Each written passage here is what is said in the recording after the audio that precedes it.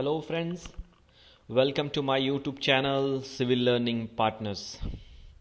So today's topic is how to calculate the depth and width of beam by thumb rules.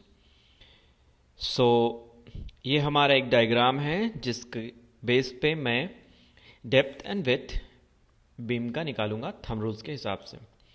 So simple guideline for preliminary beam sizings in construction projects. These particles formula helps engineers and architects quick estimation dimensions during early design stage. Applicable across residential, commercials and timber structure. So इसका मतलब क्या हुआ? इसका मतलब ये हुआ कि ये जो थंब रूल्स हम यूज़ करते हैं ये क्विक एस्टिमेशंस डायमेंशंस निकालने के लिए करते हैं, ना कि कंस्ट्रक्शन के लिए. कंस्ट्रक्शन बेसिकली वो स्ट्रक्चर इंजीनियर्स के डिज़ाइन पे बेस होता है, ये थंब रूल्स के हिसाब से नहीं होता है.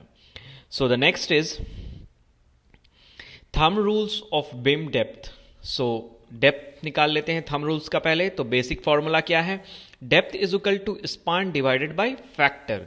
तो where the factor range 10 to 15 depending on building type and beam uses. यानी कि 10 to 15 लेते हैं, वो बिल्डिंग के टाइप और बिल्डिंग के यूजेस पे डिपेंड करता है. So the building type factor, यहाँ पे दो टाइप का बिल्डिंग फैक्टर है, यानी कि रेसिडेंशियल और कॉमर्शियल. तो रेसिडेंशियल के लिए हम लेते हैं स्पान डिवाइडेड बाय 10 और कॉमर्शियल के लिए लेते हैं स्पान डिवाइडेड बाय 12 to 15 लेते हैं. तो एग्जाम्पल ले लेते हैं. यहाँ पे हमने एक एग्जाम्पल लिया है. सो रेसिडेंशियल बिल्डिंग के लिए 6 मीटर, ये 6 मीटर मैंने स्पान का लिया रेसिडेंशियल बिल्डिंग के लिए. तो divided by D is equal to 6000 mm divided by 10. ये इस फॉर्मूले के हिसाब से स्पान डिवाइडेड बाय 10. सो हमारा साइज आया डेप्थ का, बीम का डेप्थ आया 600 mm. उसी तरीके से कॉमर्शियल बिल्डिंग पर हम जब लेते हैं तो 6000 डिवाइडेड बाय 12 करते हैं इस फॉर्मूले के हिसाब से. तो ये हमारा आता है 500 mm. ये रेफर कहाँ से करता है? As per IS 139-2016 depth should also not more than 1/4 of clear span. So the next is thumb rules of beam width. अभी डेप्थ निकाले, अब हम विड्थ निकालते हैं. तो विड्थ निकालने के लिए क्या करना पड़ेगा? सबसे पहले कैलकुलेट डेप्थ फर्स्ट. सबसे पहले डेप्थ को कैलकुलेट करेंगे, फिर apply width ratio. Depth is equal to width multiply by ratio. Residential building के लिए डेप्थ निकालने के लिए क्या करेंगे? सॉरी, विड्थ निकालने के लिए हम क्या करेंगे? रेसिडेंशियल बिल्डिंग के लिए हम जब विड्थ निकालते हैं तो उसका फॉर्मूला है width is equal to depth divided by 2. उसी तरीके से कॉमर्शियल बिल्डिंग के लिए width is equal to depth divided by 3. इसीलिए पहले यहाँ पे मैंने बता दिया कि कैलकुलेशन करना है डेप्थ का. सो यहाँ पे भी मैंने एक एग्जांपल ले लिया.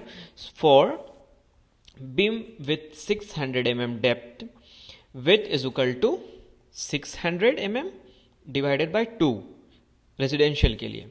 तो ये हमारा आ गया 300. एंड कॉमर्शियल के लिए बीम का विड्थ 600 डिवाइडेड बाय 3, तो ये आ गया हमारा 200 mm. सो यानी कि लेंथ हो गया 600 और विड्थ हो गया 300 रेसिडेंशियल किया.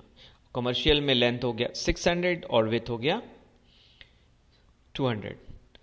सो now as per refer IS 13920-2016 width should not be less than 200 mm. Width कभी भी 200 mm से लेस नहीं होना चाहिए. सो द नेक्स्ट इज, यहाँ पे कुछ मैंने एग्जाम्पल लिया है. Example for the beam sizing by thumb rules. So beam type, span, depth calculation, width calculation and final dimension. So example के लिए मैंने लिया residential, commercial, timber and cantilever. So span का लेंथ मैंने लिया 5, 8, 4, 12. 5, 8, 4 एंड 2. सो रेसिडेंशियल के लिए हमने लिया 5 मीटर. तो 5 मीटर को कन्वर्ट करते हैं mm पे, तो 5000 mm divided by 10. Then answer will be 500 mm. क्या आया? डेप्थ. विड्थ इसी तरीके से विड्थ के लिए क्या करेंगे? डेप्थ डिवाइडेड बाय 2 करेंगे, तो आंसर आ जाएगा। तो ये फाइनल डायमेंशन आया हमारा 500 mm इंटू 250 mm। सो इसी तरीके से सारा डायमेंशन यहाँ मैंने निकाल के एग्जाम्पल के लिए बताया है। So the notes is final dimensions are typically rounded by the particle construction measurement. Final dimension जो भी है वो मेजरमेंट के हिसाब से होगा। So the next is summary uses a thumb rule for beam design. Quick factor to remember, thumb rule जब use कर रहे हैं तो ये इन चीजों को आप याद रखें। Depth is equal to span divided by 10 to 15 and width is equal to depth divided by 2 to 3। Benefit of thumb rules, thumb rules के लिए क्या बेनिफिट है? तो प्रोवाइड अ रैपिड एस्टिमेट और estimations for early design and cost planning without complex calculation. यानी कि कुछ लंबा चौड़ा एस्टिमेशन करने के बजाय हम ये थंब रूल्स इस्तेमाल करते हैं जब हम साइट पे काम करते हैं और कुछ कॉम्प्लिकेशन आता है, तो हम ये थंब रूल्स के बेस पे हम लमसम क्वांटिटी निकाल सकते हैं या लमसम क्वांटिटी और एस्टिमेशन निकाल सकते हैं। Professional variation, always confirm preliminary sizings with detail structures analysis and professionals engineers review. यानी कि हमेशा प्रोफेशनल इंजीनियर्स के रिव्यू और एनालिसिस के बेस पे कंस्ट्रक्शन का डिटेल हम स्ट्रक्चर इंजीनियर और प्रोफेशनल इंजीनियर के एनालिसिस के बेस पे निकालते हैं, ना कि ये थंब रूल्स के हिसाब से। So thank you friends, thank you for watching.